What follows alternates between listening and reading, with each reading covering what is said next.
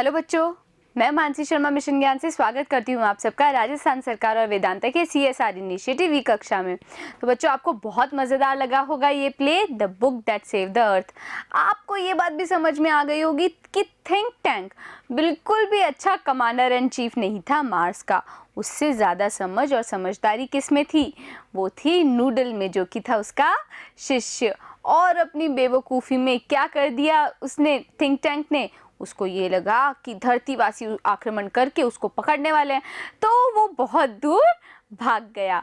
तो अब इस प्ले के करने वाले हैं आज के वीडियो में हम क्वेश्चन आंसर्स करते हैं। इसके क्वेश्चन आंसर्स की शुरुआत, लेकिन उससे पहले आप पूरे चैप्टर को अच्छे से ध्यान से देख लीजिए, सारी बातों को याद कर लीजिए, ताकि क्या रहे, आपको आसानी रहे क्वेश्चन आंसर्स करने में।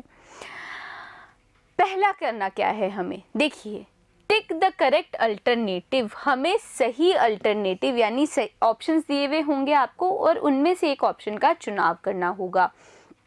अब पहला सवाल क्या है? Who wrote the play The Book That Saved the Earth? ये जो प्ले है, ये जो नाटक है, ये किसने लिखा है? The Book That Saved the Earth ये लिखा है Claire Boiko, William Shakespeare, Oliver Goldsmith या एंटन चिकोव ने। किसे लिखा है बच्चों? कहानी के अंत में उसके लेखक का नाम मौजूद है, और इस प्ले के यानी कि इस नाटक की लेखिका है Claire बॉयको। Which century was called the era of the book? कौन सी शताब्दी को era of the book कहा जाता है? कौन सी शताब्दी को कहा जाता है बच्चों? 21st सेंचुरी को, 25th सेंचुरी को, 20th सेंचुरी को या 19th सेंचुरी को? जब इस प्ले की शुरुआत हुई थी तब हमने जाना था कि book of era of book बोला जाता है किसको? 20th सेंचुरी को, 20वीं सदी को। What stopped the Martian invasion of 2040? जो मार्स इन्वेड करने वाला था, आक्रमण करने वाला था पृथ्वी पर, उसको किसने रोका? 2040 में किसने रोका था बच्चों? एक मासूम सी भोली सी किताब ने।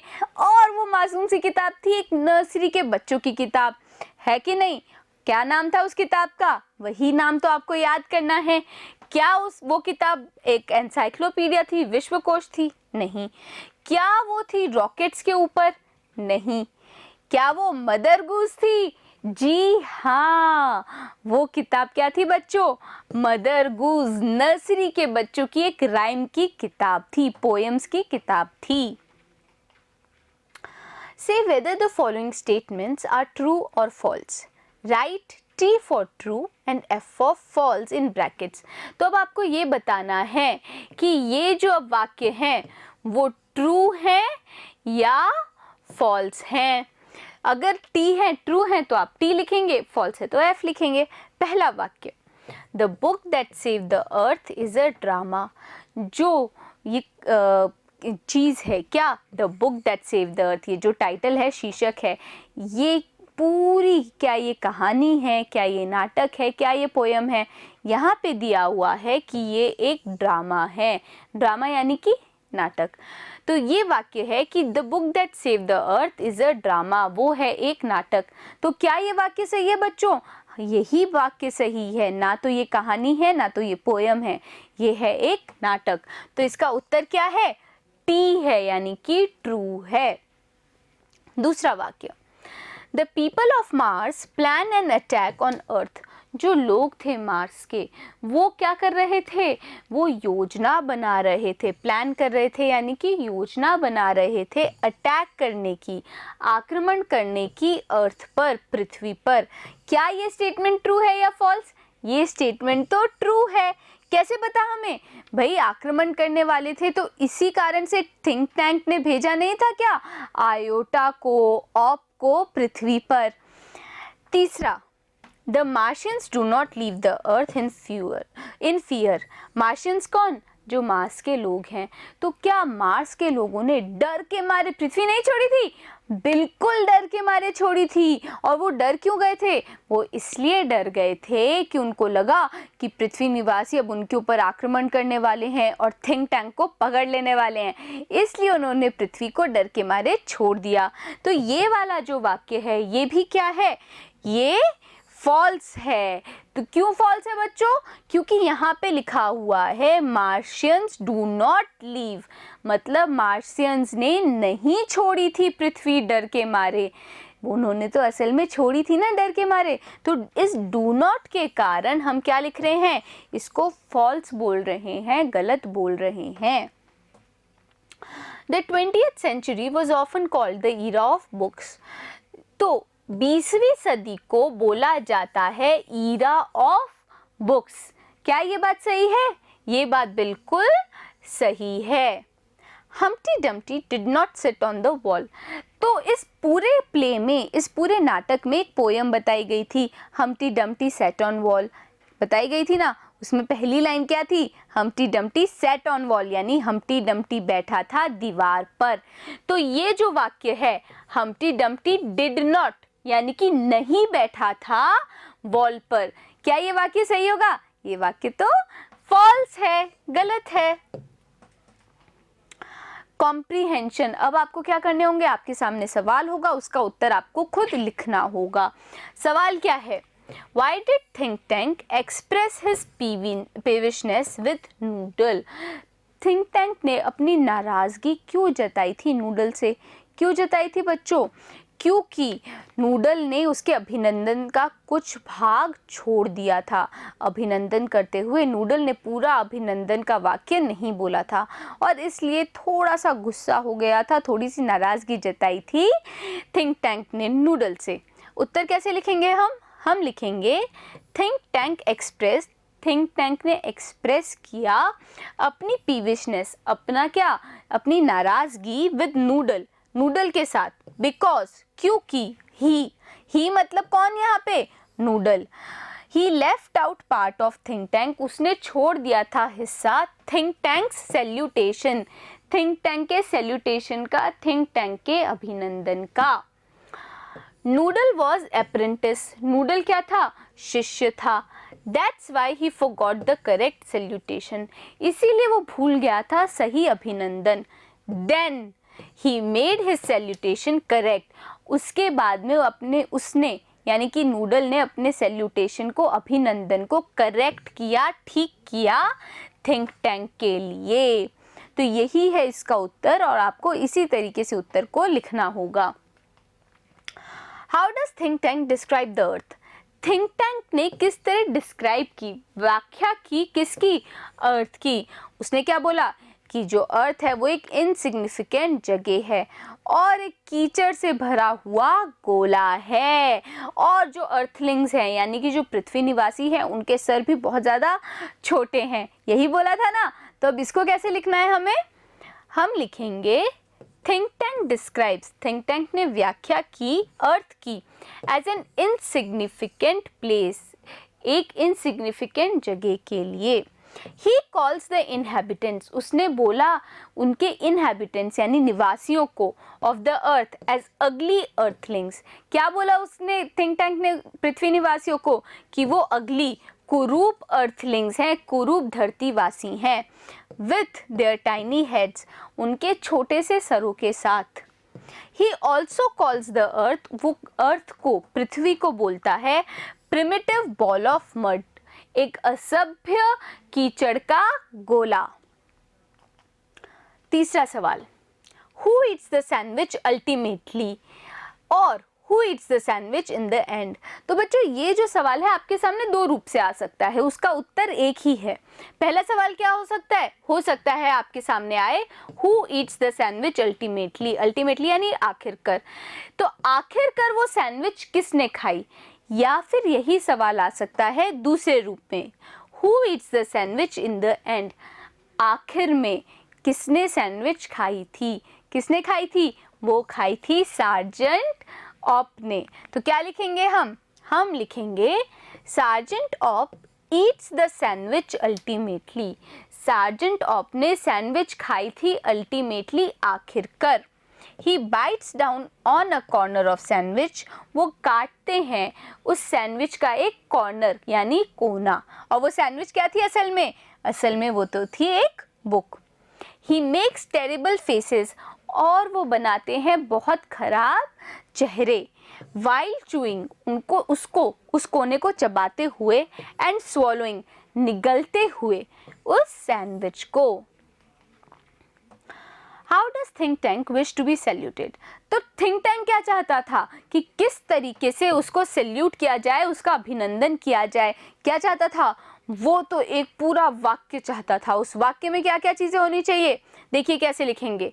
थिंक टैंक विशेज, उसकी इच्छा थी, थिंक टैंक की इच्छा थी टू बी सैल्यूटेड, कि उसका अभिनंदन किया जाए इन दीज वर्ड्स, इन शब्दों में। और वो शब्द क्या लिखेंगे हम लिखेंगे O great and mighty think tank, हे महान और ताकतवर think tank, ruler of Mars, Mars के शासक, एंड हर टू मून्स, और उसके 2 चंद्रमाओं के शासक, most powerful and intelligent creature in the whole universe, सबसे ज्यादा पावरफुल, ताकतवर और बुद्धिमान जीव इस पूरे यूनिवर्स में, ब्रह्मांड में। तो इतना बड़ा अभिनंदन वो चाहते थे अपने लिए। कौन चाहते थे बच्चों? Think tank. 5वां सवाल, What does Op think about the library? Op को लाइब्रेरी के बारे में क्या विचार थे? क्या लगता है ऑप को?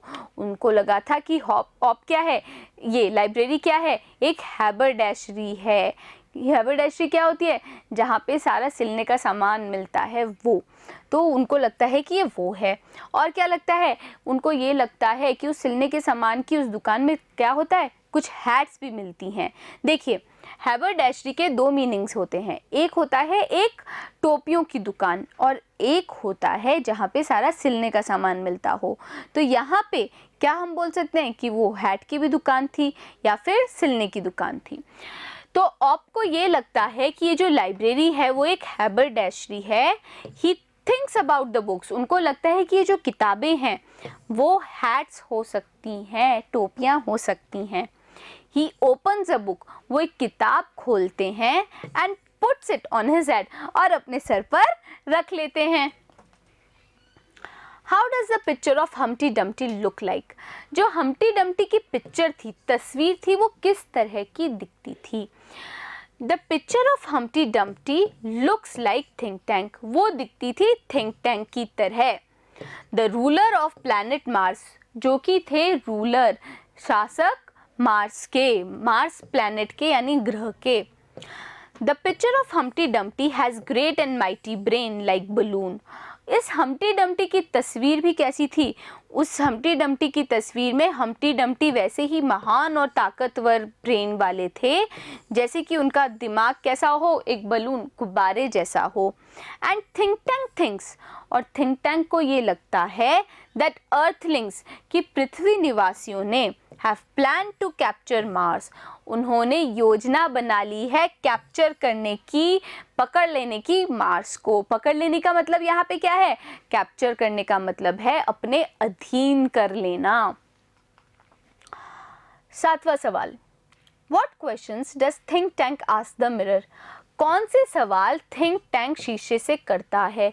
क्या सवाल करता है? वो सवाल करता है कि इस दुनिया में सबसे अद्भुत रूप से, आश्चर्यजनक रूप से सबसे ज़्यादा बुद्धिमान प्राणी कौन है, सबसे सुंदर प्राणी कौन है। और जब वो शीशा तो बहुत देरी से जवाब देता है तब वो क्या बोलता है? वो बोलता है कि अब से जल्दी जवाब देना। तो इसका उत्तर कैसे लिखना है हमें? हम लिखेंगे think tank ask the mirror, think tank mirror से पूछता है, शीशे से पूछता है, हु इज मोस्ट फैंटास्टिकली, कौन सबसे ज़्यादा आश्चर्यजनक रूप से, इंटेलेक्चुअली, बौद्धिक रूप से, गिफ्टेड बीइंग है। गिफ्टेड बीइंग है मतलब गिफ्टेड प्राणी है इस पूरे यूनिवर्स में, ब्रह्मांड में। ही आस्क द मिरर, वो मिरर से पूछता है, to be quick in answer, कि जल्दी जवाब दे, and not to be slow next time, और अगली बार देरी से जवाब ना दे। 8वां सवाल, What did the books teach the 20th century? तो जो किताबें थी वो 20वीं सदी में क्या क्या सिखाती थी बच्चों? किताबें लोगों को सब कुछ सिखाती थी, क्या, क्यों, क्यों, कौन, कैसे। वो हर तरह की ज्ञान से भरपूर थी। हर एक मुद्दे के बारे में किताबें मौजूद थी जिससे लोग ज्ञान ले सकते थे। तो ये उत्तर हम लिखेंगे। इन 20th सेंचुरी, 20वीं सदी में, द बुक्स टॉट पीपल, जो किताबें थी वो सिखाती थी लोगों को अबाउट हाउ टू, कि किस तरह, व्हेन टू, कब, वेयर टू, कहाँ, एंड वाई टू, और क्यों। दे इलस्ट्रेटेड, एजुकेटेड, पंक्चुएटेड, वो पढ़ाती थी, सिखाती थी, और क्या करती थी? पंक्चुएट करती थी, और डेकोरेट भी करती थी, सजाती भी थी। अ बुक स्ट्रेंजली, एक बुक ने स्ट्रेंजली यानी कि आश्चर्यजनक रूप से, स्ट्रेंजली का मतलब क्या होता है?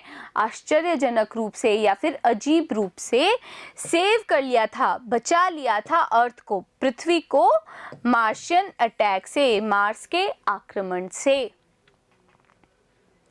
9वां सवाल, who tried to invade the earth in 21st century, किसने इन्वेड करने की कोशिश की पृथ्वी पर 20वीं सदी में?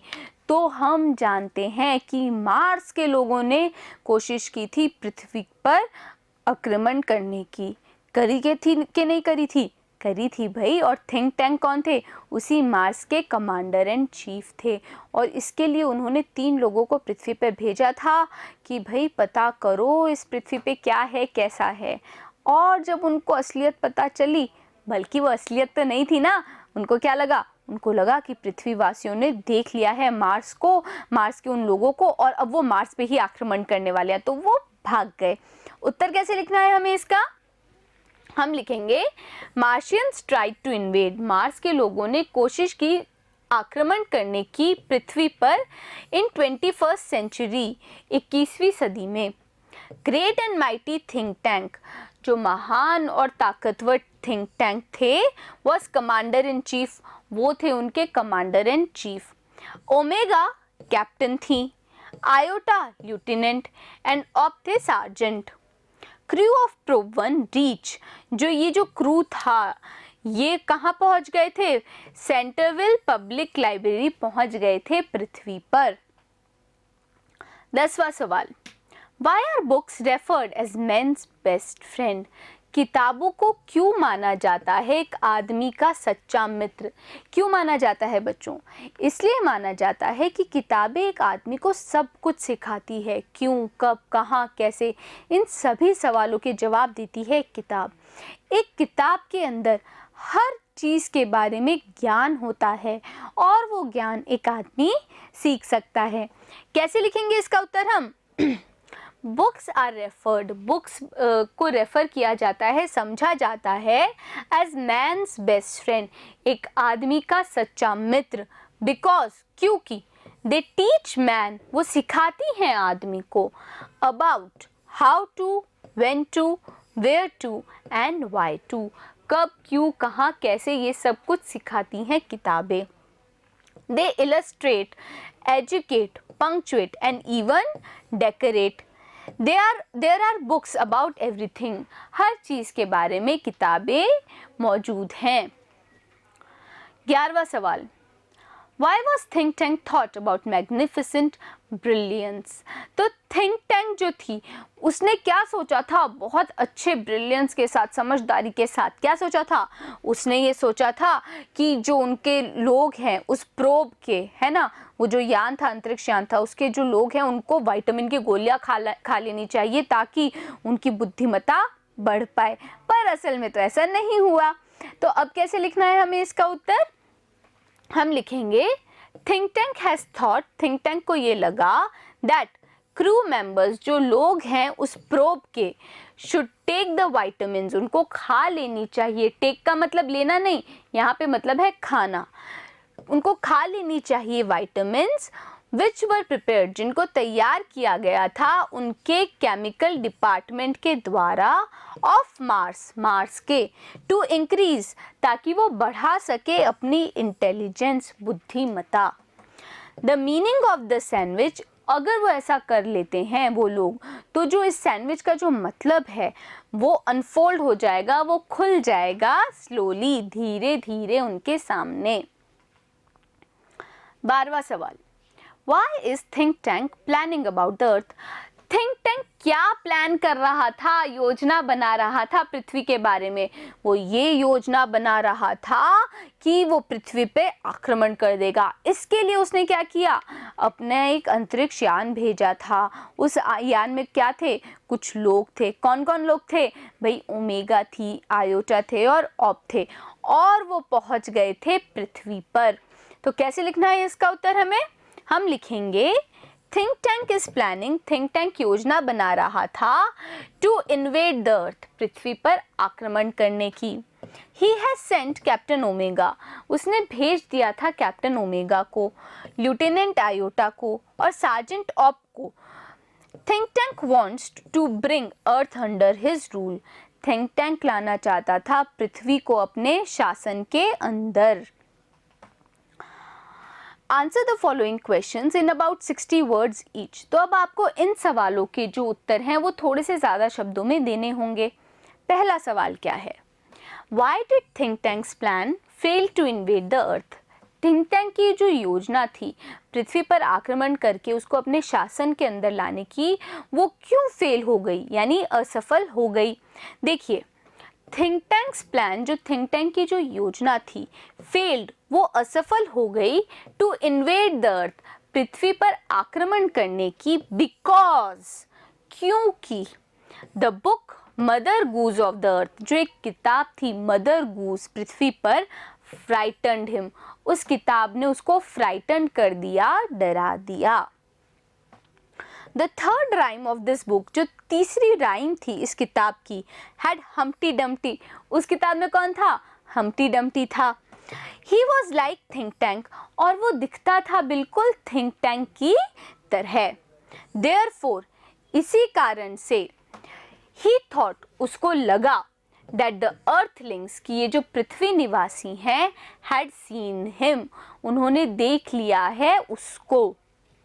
They had planned to capture, और पृथ्वी निवासी योजना बना रहे हैं कैप्चर करने की, पकड़ लेने की, कब्जे में करने लेने की, मार्स सेंट्रल कंट्रोल को और थिंक टैंक को। He ordered his invasion fleet, उसने हुक्म दिया अपने आक्रमण वाले दस्ते को, फ्लीट को यानी कि दस्ते को, टू रिटर्न टू मार्स, कि वो लौट जाएं फिर से मार्स पर। मार्स क्या है? वो ग्रह। He left Mars for Alpha Centauri, और उसने क्या कर दिया? मार्स को छोड़ दिया और चले गया अल्फा सेंचुरी पर। Why is think tank's space crew puzzled on the earth? जो think tank का जो क्रू था, जो लोग थे, वो पजल क्यों हो गए थे, हक्के बक्के क्यों रह गए थे पृथ्वी पर? क्योंकि उन्होंने कोई भी ऐसी जगह नहीं देखी थी सारी गैलेक्सीज में जैसे कि पृथ्वी हो। अब क्या लिखेंगे हम इसके उत्तर में? हम लिखेंगे थिंक टैंक स्पेस क्रू, जो थिंक टैंक का स्पेस क्रू था, इस पजल्ड, वो पजल रह गया था, एकदम हक्का बक्का रह गया था, अचरज में था, ऑन अर्थ, पृथ्वी पर, बिकॉज, क्योंकि, they never saw such things, उन्होंने कभी ऐसी कोई चीज़ नहीं देखी थी, on any of the galaxies, किसी भी गैलेक्सी में जहाँ पर दे विजिटेड, मतलब जहाँ पर भी वो गए थे।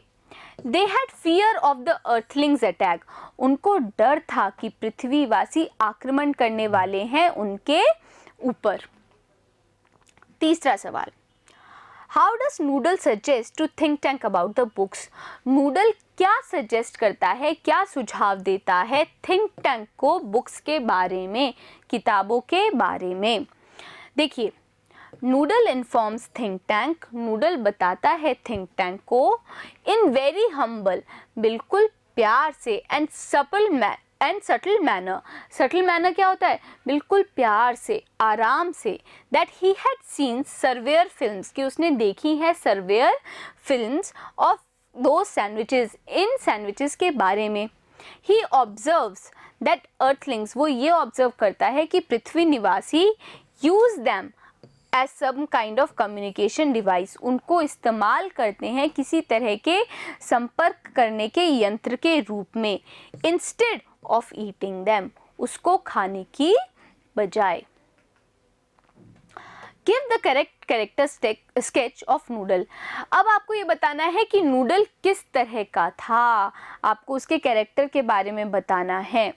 तो क्या लिखेंगे? Noodle is the apprentice of think tank.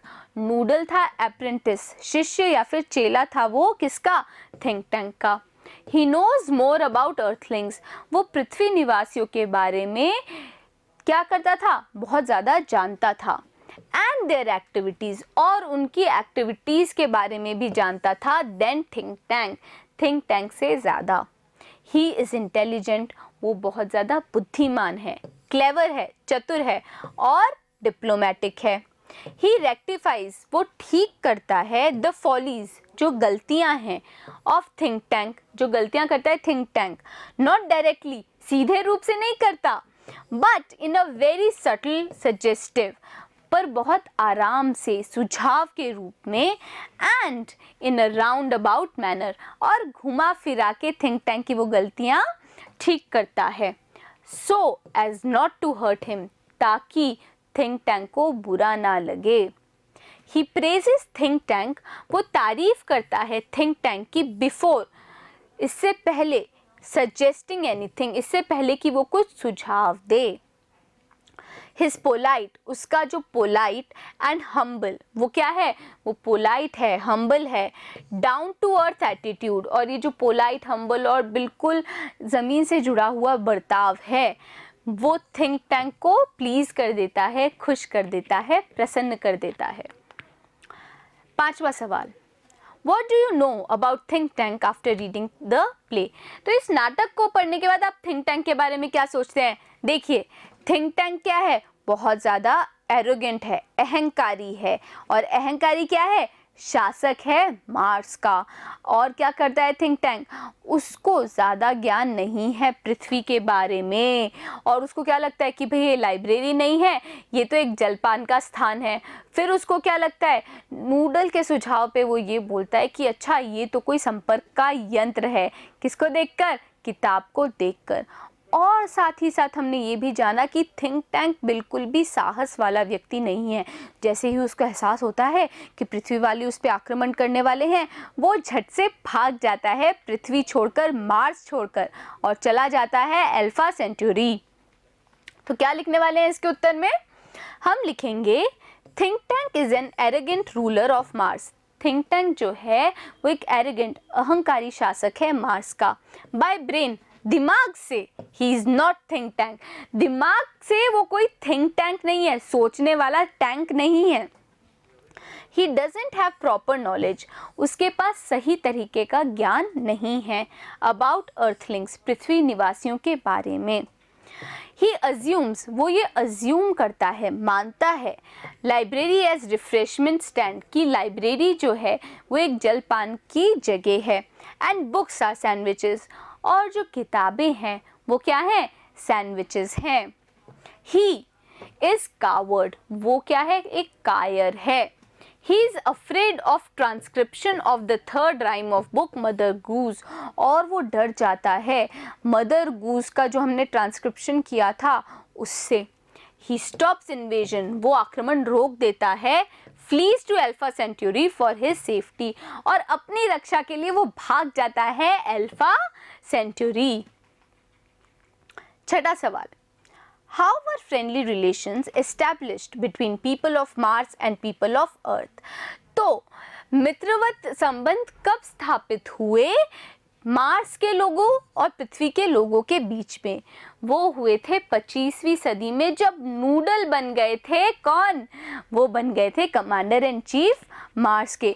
पृथ्वी निवासियों ने मार्स वालों को बहुत सारी चीज़ें सिखाई, पढ़ना सिखाया, और क्या बताया कि भाई किताबों और सैंडविचेस में क्या फ़र्क है। और मार्सोपोलिस में तो उन्होंने लाइब्रेरी भी खोल दी थी बच्चों। तो क्या लिखने वाले हैं इसके उत्तर में हम? फ्रेंडली रिलेशंस, मित्रवत संबंध, between the people of Mars, Mars के लोगों के बीच, एंड ऑफ अर्थ, पृथ्वी लोगों के बीच, वर एस्टैब्लिश्ड वो स्थापित हुए थे 25वीं सेंचुरी में, 25वीं सदी में। द वाइज एंड वंडरफुल, चतुर समझदार वंडरफुल नूडल हैड बिकम, वो बन गए थे शासक मार्स के। अर्थलिंग्स रिज्यूम्ड कॉन्टैक्ट, अर्थलिंग्स ने, पृथ्वी निवासियों ने फिर से रिज्यूम किया, पुनर्स्थापित किया कॉन्टैक्ट, संबंध विद मार्शियंस, मार्स के लोगों के साथ में। अर्थलिंग्स टॉट, अर्थलिंग्स ने यानी अर्थ के निवासियों ने सिखाया मार्शियंस को द डिफरेंस, जो फर्क है between sandwiches and books, sandwiches और बुक्स के बीच का फर्क समझाया। दे टॉट मार्शियंस, उन्होंने सिखाया मार्शियंस को हाउ टू रीड, कि किस तरीके से पढ़ना है।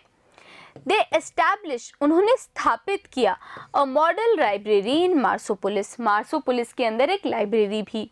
द कैपिटल ऑफ मार्स, जो कि क्या थी, मार्सोपोलिस कैपिटल थी मार्स की। दस दे बिकेम फ्रेंडली, और तब क्या हो गए, वो फ्रेंडली हो गए, मित्रवत हो गए। 7वां सवाल, Perhaps the earthlings have sharper ears than we do. Why does Iota say so? Iota ये क्यों बोलती हैं कि जो पृथ्वी निवासी हैं उनके कान बहुत तेज़ हैं? वो इसलिए बोलती हैं कि जब थिंक टैंक बोलते हैं कि ये जो किताब है वो किताब नहीं है, कोई संपर्क करने का यंत्र है और इसको ध्यान से सुनो, कुछ सुनाई देगा, तब क्या करते हैं ये लोग, वही करते हैं, किताबें दोनों कान के पास में रखते हैं, सुनने की कोशिश करते हैं, पर उनको कुछ सुनाई नहीं देता। इसी कारण से आयोटा बोलती हैं कि शायद ये एक सुनने का यंत्र नहीं है, या फिर ये जो पृथ्वी निवासी हैं उनके कान बहुत तेज हैं। तो इसका उत्तर कैसे लिखना है हमें, हम लिखेंगे आयोटा सेज सो, आयोटा ऐसा कहती हैं बिकॉज, क्योंकि she does not here any sound, वो कोई आवाज़ नहीं सुनती फ्रॉम द बुक, उस किताब से। Actually the book does not produce any sound, दरअसल किताब कोई आवाज़ नहीं प्रोड्यूस करती, नहीं उत्पन्न करती। एंड आयोटा, और जो आयोटा है, डेरेंट से actually to the ruler of Mars think tank, वो हिम्मत नहीं करती ये बात थिंक टैंक को बोलने की, जो कि क्या है, मार्स के शासक हैं। Therefore, इसी कारण से she conveyed this actuality indirectly to despotic rulers of Mars. तो इसने क्या किया, असल में ये जो बात थी बिल्कुल प्यार से आराम से मार्स के रूलर के पास में यानी कि शासक के पास पहुंचाई। ऑप टू यानी ऑप भी, stated that maybe these sandwiches do not make sound, उन्होंने भी यही बात बोली कि शायद ये सैंडविचेस कोई आवाज़ नहीं करती। He too couldn't say directly, वो भी सीधे तौर से ये बात अपने शासक को नहीं बोल सकता था। तो बच्चों, मज़ेदार जितना था ये ड्रामा उतने ही आसान लगे होंगे आपको इसके क्वेश्चन आंसर्स। मैं उम्मीद कर रही हूँ आपने अच्छे से पढ़े हैं। अगर कुछ भी आपको समझ नहीं आया तो फिर से वीडियो को देखो, सारे क्वेश्चन आंसर्स को बार बार करो, आपसे ये क्वेश्चन आंसर्स बहुत आसानी से हो जाएंगे। बस ज़रूरत क्या है, थोड़ा सा ध्यान देने की और फिर से इस पूरे चैप्टर को पढ़ने की। अब मिलते हैं अगले वीडियो में एक नई कहानी के साथ। बने रहिएगा मेरे साथ, मिलते हैं अगले वीडियो में।